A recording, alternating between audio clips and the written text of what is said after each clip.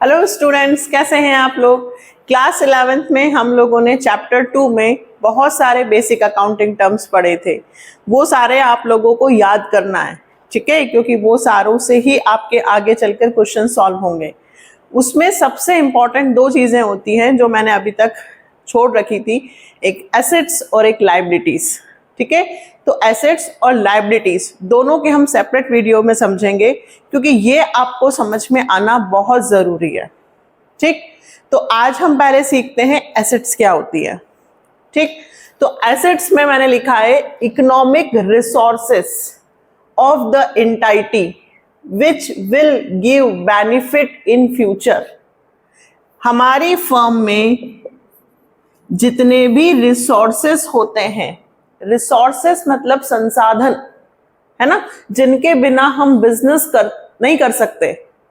अगर हमें दुकान खोलनी है तो हमें एक जगह की जरूरत है, अगर हमें दुकान में माल बेचना है तो हमें सामान की जरूरत है ना। यदि हम मैन्युफैक्चरिंग से रिलेटेड काम करेंगे तो हमें प्लांट चाहिए, मशीनरी चाहिए, है ना। तो ये पैसा चाहिए। तो जितने भी चीजें हैं ये सब कौन से रिसोर्सेस हैं, इकोनॉमिक रिसोर्सेस, जिनका मॉनेटरी वैल्यू है। तो जितनी भी चीजें जिनसे हम बिजनेस करते हैं और जिनका यूज करके हम अपने बिजनेस को सेटअप करते हैं और उनका हमें फायदा फ्यूचर में मिलता है, वो सारी हमारी क्या होती हैं, assets. Land, building, furniture, stock, debtor. अब देखिए डेटर, इससे पहले वाले में मैंने आपको समझाया था कि जब हम किसी को क्रेडिट सेल करते हैं, क्या करते हैं, उधार माल बेचते हैं, क्रेडिट सेल करते हैं, तो वो हमें पैसा रिटर्न करता है, ठीक। तो जो पैसा हमें रिटर्न करेगा उस व्यक्ति को हम क्या बोलते हैं, डेटर, क्योंकि वो अभी नहीं करेगा, 2-4 महीने बाद पैसा रिटर्न करेगा, पर पैसा रिटर्न तो करेगा, इसलिए वो हमारी क्या है, एसेट्स। हर वो चीज जो हमें प्राउड फील करवाए।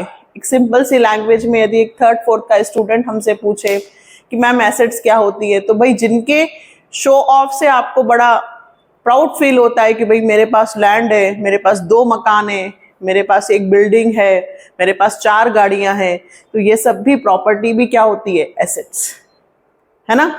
हम इसको ये भी कह सकते हैं कि हम अपने मम्मी पापा के बिना कुछ नहीं कर सकते, हमारे माता पिता हमारी एसेट्स हैं, क्योंकि उनकी हेल्प से ही हम आगे बढ़ते हैं। तो हर वो चीज जिससे आप बिजनेस को सेटअप करके आगे बढ़ते हैं, वो सब आपकी क्या है, एसेट्स। तो हमेशा याद रखना, मम्मा पापा हमारी क्या है, एसेट्स। अब एसेट्स 2 टाइप की हैं, ठीक है, करंट और नॉन करंट। इसको बहुत अच्छे से याद करना है। 2 तरह की एसेट्स होती हैं। एसेट्स के 2 टाइप्स हैं बेटा, एक करंट एसेट्स और एक नॉन करंट एसेट्स। इसका क्या मतलब, देखिए लैंड, बिल्डिंग, फर्नीचर, ये ऐसी चीजें हैं जिन्हें हम फिक्स एसेट्स भी बोलते हैं। क्या बोलते हैं बेटा, फिक्स एसेट्स, जिनका हमें फायदा, जिनका हम यूज विद इन 1 ईयर से ज्यादा या मोर देन 1 ईयर, है ना, जिनका हमें फायदा 2, 4, 5, 10 सालों तक मिलता है, वो सारी हमारी फिक्स एसेट्स होती हैं।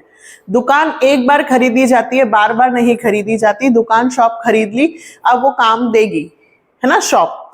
अब हम उसमें माल जो है वो बार बार लेकर आएंगे, क्योंकि माल बिक गया, फिर माल खरीदेंगे। तो जो चीजें बार बार यूज हो रही हैं वो सब हमारी करंट एसेट्स हैं, क्योंकि करंट एसेट्स में स्टॉक आएगा जिसको हम बेच देते हैं, हमारे पास पैसा आ जाता है। वो सारी संपत्तियां जिन्हें कैश में कन्वर्जन करने में समय कम लगता है, विद इन 1 ईयर या शॉर्ट पीरियड, कम समय में जो चीजें काय में कन्वर्ट हो जाती हैं कैश में, वो करंट एसेट्स होती हैं।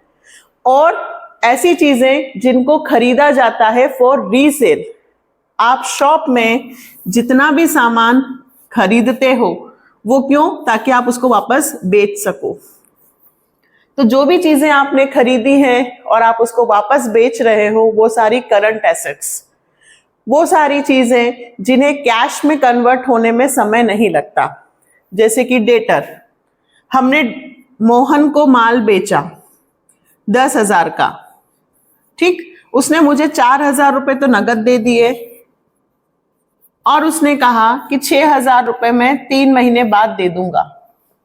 कितने महीने बाद? 3 महीने बाद। तो वो हमारी कौन सी एसेट से? करंट, क्योंकि 1 साल के अंदर ही हमें पैसा वापस रिटर्न मिल रहा है। तो वो सारी चीजें जिन्हें कैश में कन्वर्ट होने में समय कम लगता है, विद इन 1 ईयर या शॉर्ट पीरियड, हमने कोई म्यूचुअल फंड में पैसा जमा किया, 6 महीने बाद ही हमें वो पैसा रिटर्न मिल जाएगा, तो वो हमारी कौन सी एसेट्स हो गई? Current assets.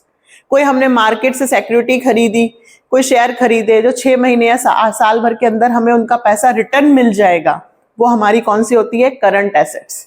With in 1 year, 1 साल के अंदर जो पैसा रिटर्न मिलता है वो करंट एसेट्स। ठीक है, इनके नाम जैसे कि कैश, कैश तो करंट ही होती है क्योंकि इसको तो कैश में कन्वर्ट करने की जरूरत ही नहीं है। आपके पास जो भी कैश है और आपके बैंक के खाते में पड़ा हुआ है, बैंक के अकाउंट में पड़ा हुआ है, सेविंग में पड़ा हुआ है, करंट में पड़ा हुआ है पैसा, वो भी कौन सी एसेट से? Current. Debtor, stock, bill receivable. Bill receivable याद है, मैंने बिल रिसीवेबल और बिल पेबल भी आपको समझाया है। बिल रिसीवेबल, जब कोई डेटर हमें पैसा 3 महीने, 4 महीने, 5 महीने बाद यदि देगा तो हम उससे एक बिल बनवा लेते हैं, हम बनाते हैं और उसके सिग्नेचर ले लेते हैं ताकि वो बाद में ना कर दे, है ना। यदि वो मना कर दे कि कौन सा पैसा, तो वो हमारा बिल एक एविडेंस है। ठीक है, तो बिल रिसीवेबल भी हमारी क्या होती है? Current assets. Marketable investment, marketable security, short term loan, जितनी भी शॉर्ट से रिलेटेड चीजें 1 साल के अंदर जो चीजें कैश में कन्वर्ट हो सकती हैं, वो सारी क्या होती है? Current assets. ठीक है, और इसके साथ एक और चीज जिनका फायदा हमें कम समय के लिए मिल रहा है, जिनका यूज हम ज्यादा लंबा नहीं कर सकते, वो भी। और non current assets are those assets which are held by an entity. Firm के पास जो चीजें हैं, इंटरप्राइजेस, जिनका मोटिव सेल करना नहीं है, लैंड, बिल्डिंग, प्लांट, इनको हम सेल नहीं कर रहे हैं, इनको यूज करके हम अपना बिजनेस ऑपरेट कर रहे हैं। तो वो संपत्तियां जिनको यूज करके आप सामान बेचते हो या बिजनेस करते हो, जो संपत्तियां आपने एक बार खरीदी है ना, और उसके बाद आप उनका यूज 8-10 सालों तक करोगे, वो कौन सी एसेट्स होती है? Non current. Non current assets भी 2 तरह की होती हैं, ये लिखो, यहां लिखा भी है, इन्वेस्टमेंट और टू फैसिलिटेट बिजनेस ऑपरेशन। वो सारी संपत्तियां जो बिजनेस को चलाने में हेल्प करती हैं, जिनके बिना आप बिजनेस नहीं कर सकते, मशीन के बिना आप प्रोडक्शन नहीं कर सकते, मैन्युफैक्चर नहीं कर सकते। तो जितनी भी चीजें जिनके यूज करके आप बिजनेस को ऑपरेट करते हो, आपको बिजनेस चलाने में हेल्प मिलती है, वो नॉन करंट एसेट्स, क्योंकि उनका समय लंबा है ना, तो वो non current assets. Non current assets भी 2 तरह की होती हैं, एक टेंजिबल और एक इनटेंजिबल।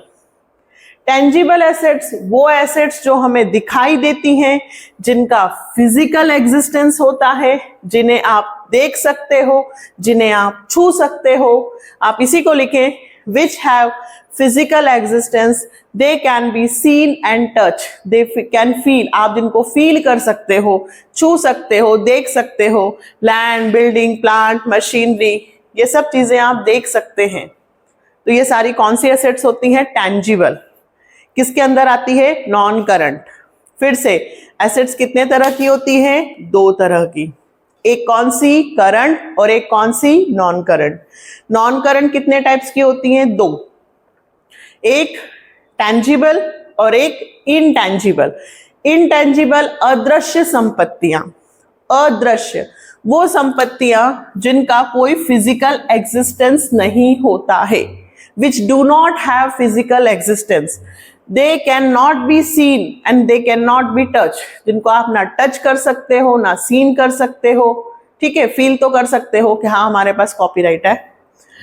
अब देखिए इसका मतलब गुडविल। गुडविल आपकी फर्म की रेपुटेशन कितनी है, आपके यहाँ आपको कितने लोग पहचानते हैं, है ना, उसको कहते हैं गुडविल। तो यदि आपका नाम बहुत चल रहा है, आपके यहाँ कस्टमर्स की लाइन लगी हुई है, दैट मीन्स आपकी गुडविल बहुत अच्छी है। तो गुडविल एक इंटेंजिबल एसेट्स है जो दिखाई नहीं देती। पेटेंट्स, यदि मान लीजिए आपने कोई नई चीज इन्वेंशन की है ना, उसका फॉर्मूला, जैसे कि कोविड आया था, कोविड में हर व्यक्ति ने साइंटिस्ट ने अपनी अपनी मेडिसिन बनाई, तो उन्होंने उसका पेटेंट करवाया, मतलब वो फॉर्मूला कोई दूसरा यूज नहीं कर सकता, तो वो होता है पेटेंट। आपने कोई चीज इन्वेंशन की है तो आपने जो फॉर्मूला यूज किया है वो फॉर्मूला कोई दूसरा व्यक्ति यूज ना कर सके, इसलिए आप उस फॉर्मूले का क्या करवा लेते हो, पेटेंट, एक अधिकार, तो वो कहलाता है इंटेंजिबल एसेट्स। ट्रेडमार्क, व्यापार का चिन्ह।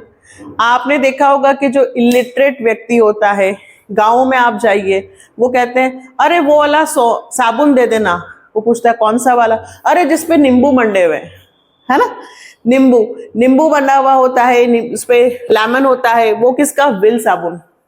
मतलब ट्रेडमार्क से ही पहचान होती है प्रोडक्ट की।